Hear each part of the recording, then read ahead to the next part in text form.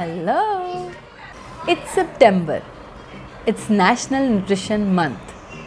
आपको पता है इंडिया में न्यूट्रिशन मंथ क्यों मनाया जाता है?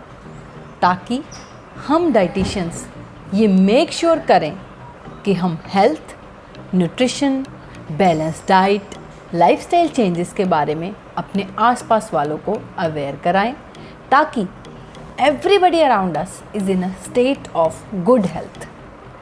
एक person is considered in a state of good health if he or she is physically, mentally or socially in a state of well-being. Coming to the theme of National Nutrition Month this year 2021 is Feeding Smart right from the start. Here start doesn't mean कि जब बच्चा पैदा होता है. It means कि जब कोई female pregnancy plan करती है तब से स्टार्ट होता है.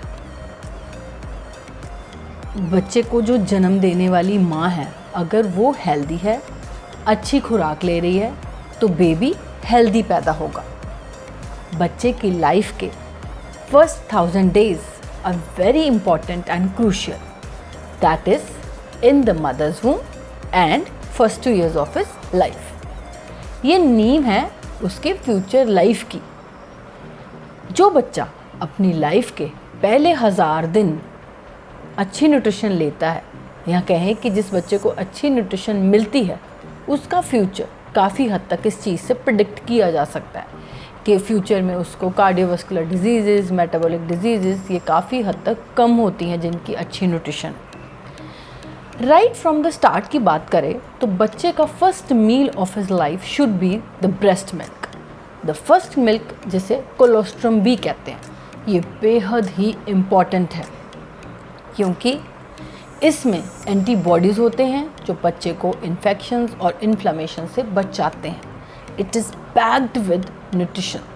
सो जब नेचर ने ही एक ऐसा कंप्लीट न्यूट्रिशन मील प्रोवाइड किया है तो फिर चिंता किस बात की.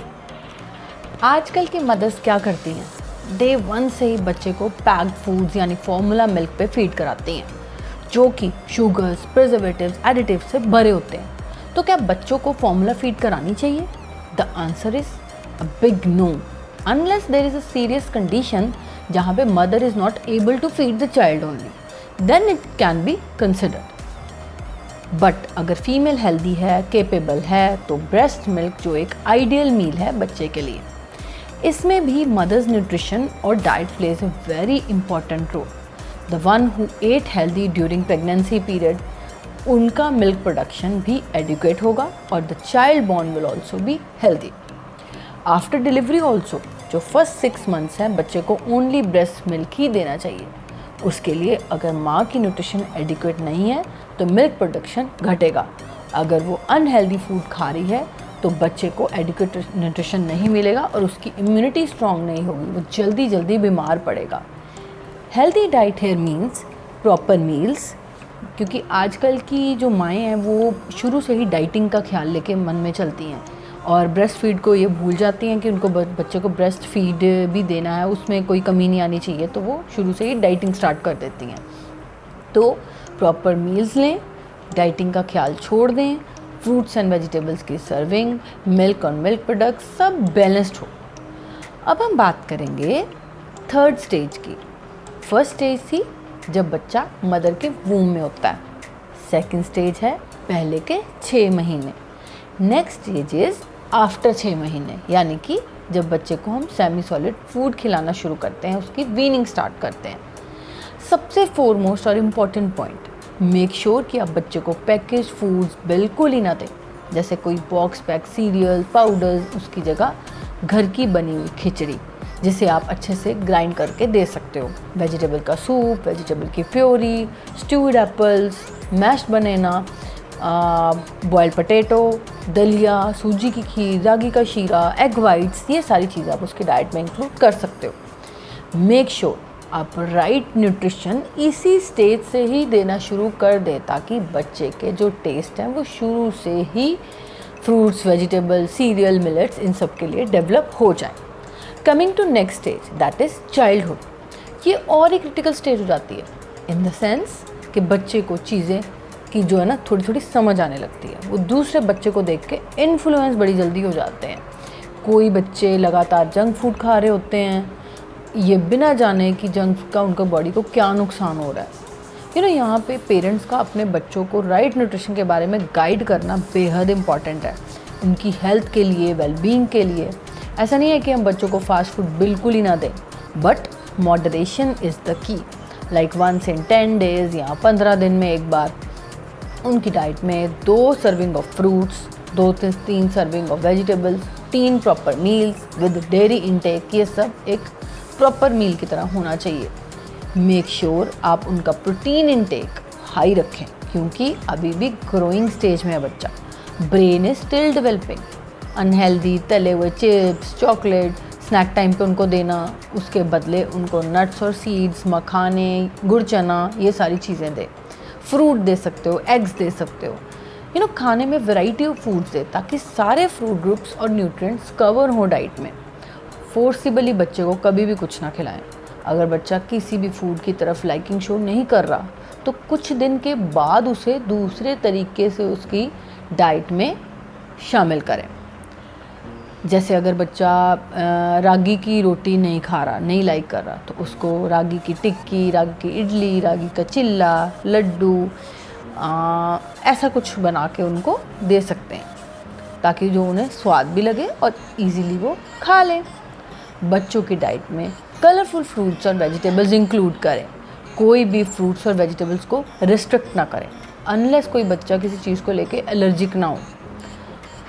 गुड फैट्स उनकी डाइट में शामिल करें, जैसे कि घी और नट्स इंक्लूड करें। जंक और आउटसाइड फूड को रिस्ट्रिक्ट करें। रिफाइंड शुगर्स उनकी डाइट में ना रखें, उसके बदले उनको गुड़ शक्कर जैसी चीज़ें दे सकते हो। हर फूड ग्रुप को डाइट में ज़रूर शामिल करें। Next stage is adolescence. ये एक ऐसी स्टेज है जहाँ पे गर्ल्स और बॉयज़ की हाइट, वेट और बोन ग्रोथ तेज़ी से हो रही होती है। दोनों में हार्मोनल चेंजेस भी होते हैं। गर्ल्स में ख़ास तौर पर आयरन की कमी, पीरियड्स की related problems, urinary track infections, obesity, PCOD की प्रॉब्लम, ये सारी कॉमन होती हैं अगर उनका न्यूट्रिशन अच्छा नहीं है, डाइट बैलेंस नहीं है। इस पीरियड में protein rich foods are very very important, like dal, sprout, eggs, paneer. Calcium rich foods are equally important for the bone development. आप उनको मिल्क और मिल्क प्रोडक्ट्स दे सकते हो। Due to blood loss during periods in girls, iron rich foods are also very very important, like green leafy vegetables, beetroot, अनार, carat, गुड़, ये सारी चीज़ें उनकी डाइट में ज़रूर शामिल करें। यहाँ पे ना 2 पॉइंट बड़े इंपॉर्टेंट हैं। आयरन रिच फूड्स जो हैं वो कभी भी ले रहे हो तो उसके साथ विटामिन सी रिच फूड ज़रूर लें, ताकि आयरन के एब्जॉर्प्शन को बढ़ाने के लिए। जैसे आप मान लो कि बच्चे को आप चुकंदर गाजर का जूस बना के दे रहे हो, तो उसमें आप एक आंवला डाल दीजिए या नींबू का रस डाल दीजिए। अगर आप पालक की सब्ज़ी बना रहे हो तो उसमें आप नींबू निचोड़ दीजिए। तो ऐसे करके आप उनकी आयरन के एब्जॉर्प्शन बढ़ा सकते हो। आयरन के साथ कैल्शियम कभी भी ना लें, क्योंकि आयरन जो है वो कैल्शियम की एब्जॉर्प्शन को नहीं होने देगा, एक दूसरे के एब्जॉर्प्शन को डिस्टर्ब करते हैं, डाइजेशन इश्यूज़ क्रिएट होते हैं। यहाँ पे मैं एक चीज़ ऐड करना चाहूँगी, जैसे पालक पनीर की सब्ज़ी सबकी बड़ी फेवरेट होती है, बट पालक पनीर का combination is not a very good combination, क्योंकि पालक जो है वो आयरन रिच होती है और पनीर जो है वो कैल्शियम रिच होता है। तो ये हम नहीं लें। इसके बदले आप पालक में कॉर्न्स डाल के खा सकते हो, पालक में न्यूट्री डाल के खा सकते हो, पालक में आलू डाल के खा सकते हो। तो ये एक बेटर कॉम्बिनेशन है। एडोलेसेंस पीरियड में ना अगर जो बच्चे 2 तरह के यहाँ पे स्टे आ गए, एक वो जो लुक्स को लेकर फिगर कॉन्शियस होकर खाना कम खाना शुरू कर देते हैं, जिस चक्कर में वो प्रॉपर न्यूट्रिशन नहीं लेते, उसके इल इफ़ेक्ट्स देखने को मिलते हैं, जैसे कि ग्रोथ रुक जाना, मतलब कद का ना बढ़ना, बोन्स का वीक होना, गर्ल्स में इम्प्रॉपर पीरियड्स का होना। दूसरी तरफ मॉडर्नाइजेशन के नाम पे बाहर का खाना ऑर्डर करना, पिज़्ज़ा पार्टीज़, बर्गर्स और हर तरह का जंक खाना, ओबेसिटी का शिकार होना, पीसीओएस होना, कोलेस्ट्रॉल लेवल्स का बढ़ना, ये सारी प्रॉब्लम्स देखी जाती हैं। मतलब there are two kinds of adolescent children. एक वो जो लुक्स को लेके कॉन्शियस होके कम खाते हैं, एक वो है जो मॉडर्नाइजेशन की तरफ होके ज़्यादा जंक ऑर्डर करते हैं और उसमें मोटापे का शिकार होते हैं। इस स्टेज वाले जो बच्चे हैं ना, इनके साथ बड़ी प्रॉब्लम है, ना तो ये सीखते हैं ना तो ये समझते हैं। तो इनको न्यूट्रिशन का पार्ट कैसे पढ़ाया जाए? इसके लिए सबसे पहले मम्मी पापा को आदर्श बनना पड़ेगा।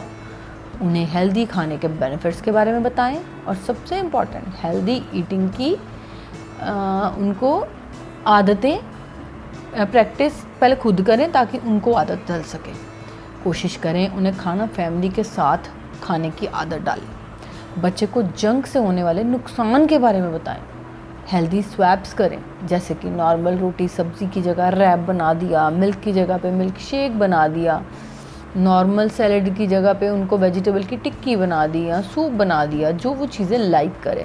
वेजिटेबल्स को ना आप अलग अलग तरीके से बना के खिलाएं, जैसे कि स्टफ्ड इन परांठा या सूप की फॉर्म में, टिक्की की फॉर्म में। ऐसे उनकी पसंद की चीज़ को ना घर पे ही हेल्दी तरीके से बनाएं। जैसे उनको टिक्की बर्गर पसंद है तो आप जो है टिक्की जो है उसको आप कैलोरी डेंस ना करने के लिए आप तवा पे रोस्ट करके बना सकते हो।